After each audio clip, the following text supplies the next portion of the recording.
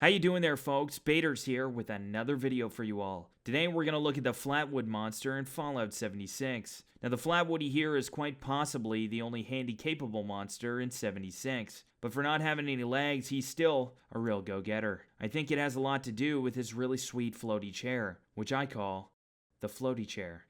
Now we're going to dig deep into this weirdo's giblets and find out what it is, where it comes from, and most importantly, does it spread its butt cheeks apart and glitter its butthole? Because I know I do. Because it's an exciting sensation, and it makes me feel sexy.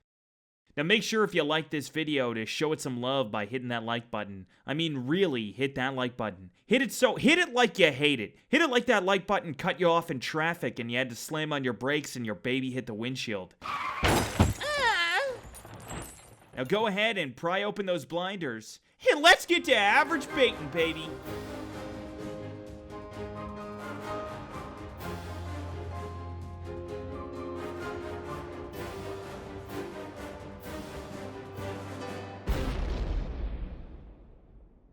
Now the Flatwood Monster, aka the Braxton County Monster, aka the Phantom of Flatwoods, aka the little green man with a gun, is what some people might call a real mystery. Now the mythology behind it is based off real-world witnesses who claim to have seen it. Most of those witnesses were adrenaline-induced 9-year-olds, and we all know prepubescents are known for their journalistic integrity and credibility. So we might as well just add this thing to National Geographic's known species list and call it a day. Alright, everyone go home. Now the kids may or may not have seen a monster, just like I may or may not have pointed a gun at a reindeer trying to find Santa's whereabouts. The fact of the matter is the kids say they've seen a monster, and I'm inclined to believe everything a child tells me without question, because why not? However, good news though, the preteens weren't the only witnesses to see the extraterrestrial sulking in the forest that day. No. There was also a hairdresser there that day that definitely was old enough to ride the roller coaster. She too said she saw a monster, and the only person I believe more than children when it comes to monsters and aliens are adults. Especially adults who know their way around a pair of scissors. Yeah. So what exactly happened to those witnesses, you might be pondering right now? Well, on September 12, 1952, at about 7:15 p.m., the youngsters were playing football on the school playground. Suddenly, they saw a fiery UFO streak across the sky and apparently land on a hilltop of the nearby Bailey Fisher farm. The kiddies ran to the home of Mrs. Kathleen May, a local hairdresser, for assistance. As you do when you see an alien spacecraft. You don't run to the fire department or the police, no. You go to the nearest hair salon because everyone knows hairdressers are good at two things: styling hair and stabbing extraterrestrials in the face. Therefore, the group consisted of one adult hairdresser, 6 children, 1 dog, a can-do attitude, and a whole lot of confidence. Mrs. May, shouldn't we bring a gun? No, Billy, we've got something a lot better than a gun. We have a stick that I just found. If ET steps out of line, I'll smack the shit out of him. Cash me outside, ET. How about that?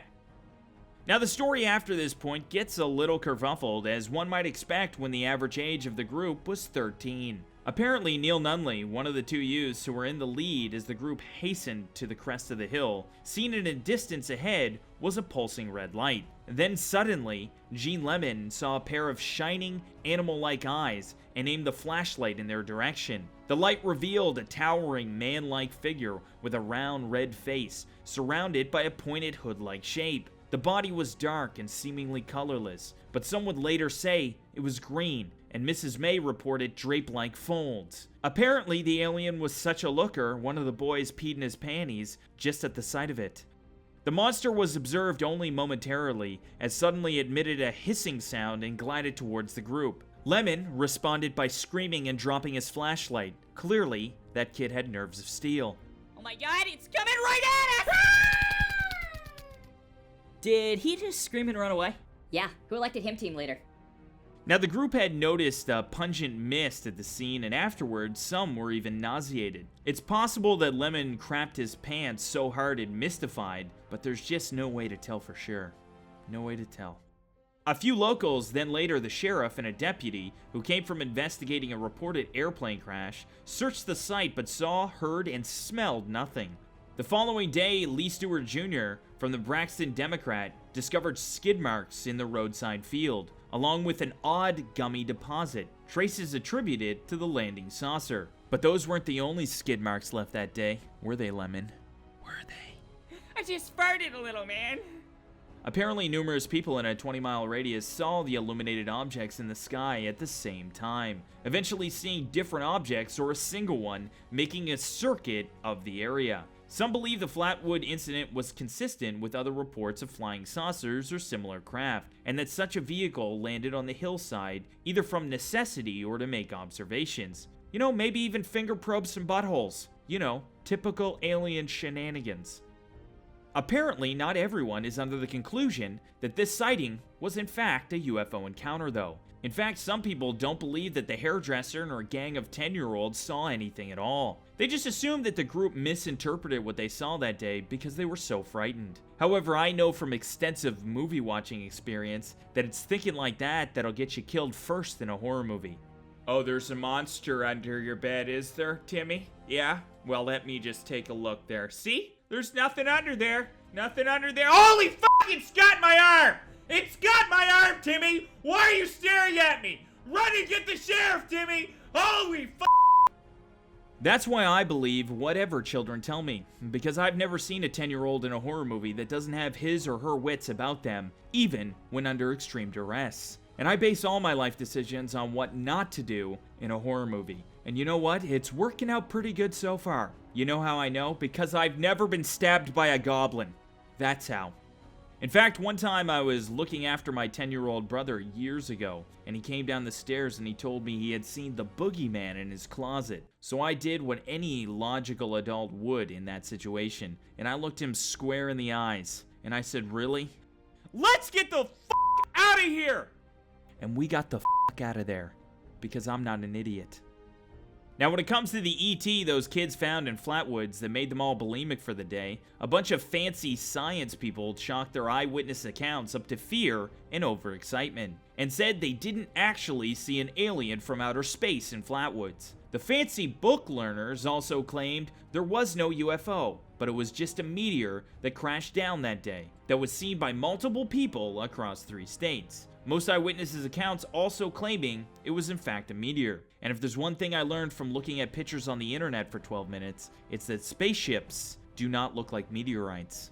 However, it is still possible the alien rode the meteorite down to Earth like Wile E. Coyote. That's a possibility I'm not willing to rule out just yet. Or what if the alien was smart enough to make its spacecraft look like a meteor, to throw everyone off? If I were an alien, that's what I'd do. And also a lot of probing. I would do a lot of butt probing. If I were an alien, butt probing would be like my main thing. That would be my go-to. That meteor spaceships and butt probing would be my thing. Everyone would know me as the meteor butt guy, you know? Like, hey, what's up, guys? They'd be like, what's up, meteor butt guy? I'd be like, nothing. Just riding meteors, fingering buttholes, you know how it is. So if the Flatwood Monster wasn't E.T.'s legless cousin arriving in a UFO to scare the tits off a stylist and her gang of goony detectives, then what in the slippery bum crevice was it then? Well, some speculate that it was actually just an owl. Yep, you heard me right, a big old creepy owl. And that due to a combination of excitement, time of day, weird lighting, and that the owl was uglier than it made it look like an extraterrestrial. This might be a good argument if I wasn't pretty sure that owls were in fact aliens. Think about it, their shifty eyes, their heads that turn all the way around like the girl off The Exorcist. I'm pretty sure one of them even abducted my neighbors. That or they just moved away. Either way, I don't trust owls. Okay, not as far as I can throw them. And I could probably throw an owl decently far, you know? I'm not a great athlete or anything, but they look very aerodynamic, right? Like little footballs. Hurl that bitch right across the room.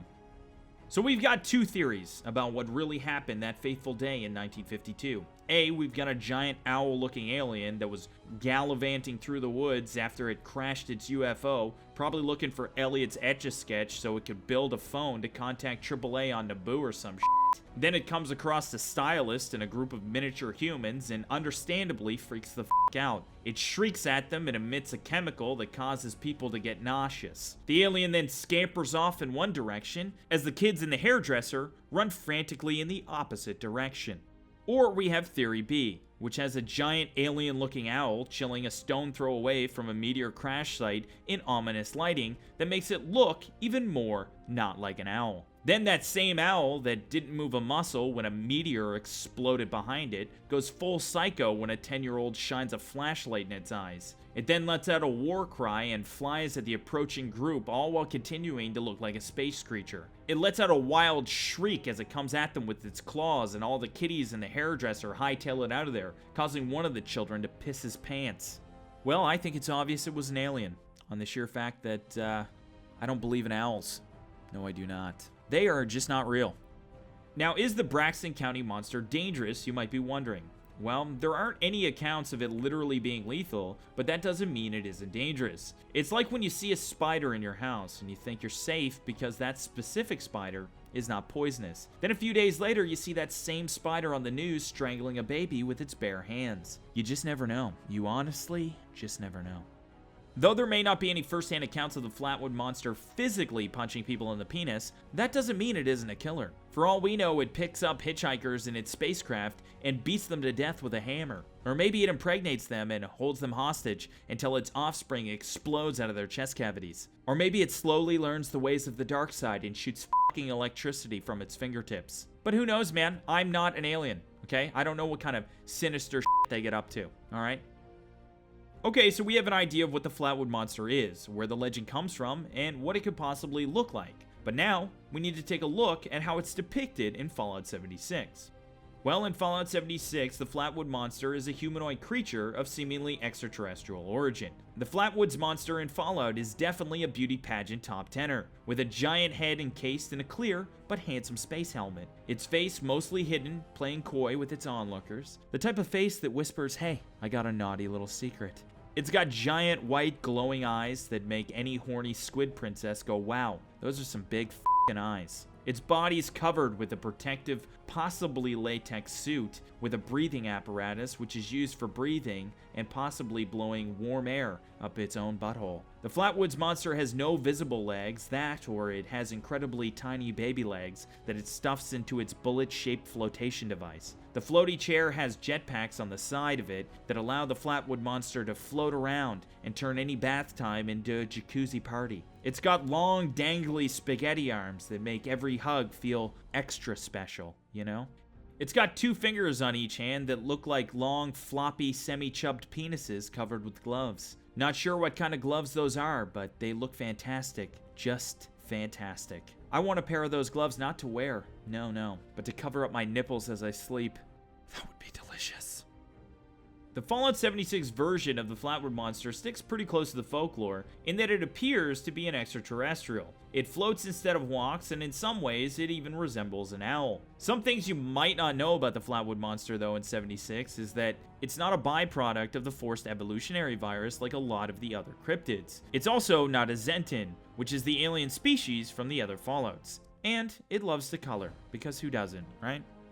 As many of you may know, aliens are part of Fallout's lore and appear in many of the Fallout games. However, the aliens we're used to seeing are called Zetins, which have a very distinct look and spacesuit. They also will use advanced weapons when confronted, like the alien pistol. Now, the Flatwood Monster, on the other hand, is an alien, but it's extremely different than the Zetins, in that it has advanced technology, it can teleport, it doesn't use an alien pistol, it has no legs, a smaller head, and it has less fingers. Now, is the Phantom of Flatwoods friends with the Zetins? Not sure. But we do know this, it shares their distaste for Earthlings, as if you get too close to it, it will start attacking you.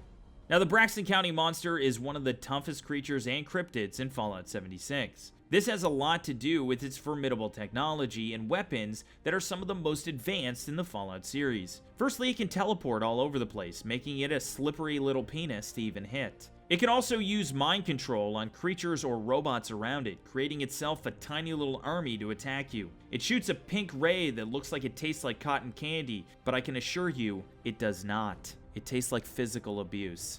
Not only is this ray its primary weapon, but if it hits you, it will emit an after effect that will deplete your health very quickly, even after the attack has ceased. On top of all this, the Flatwoody can heal itself repeatedly when it's below half health, meaning you have to kill it quickly or it will spank you in front of your friends.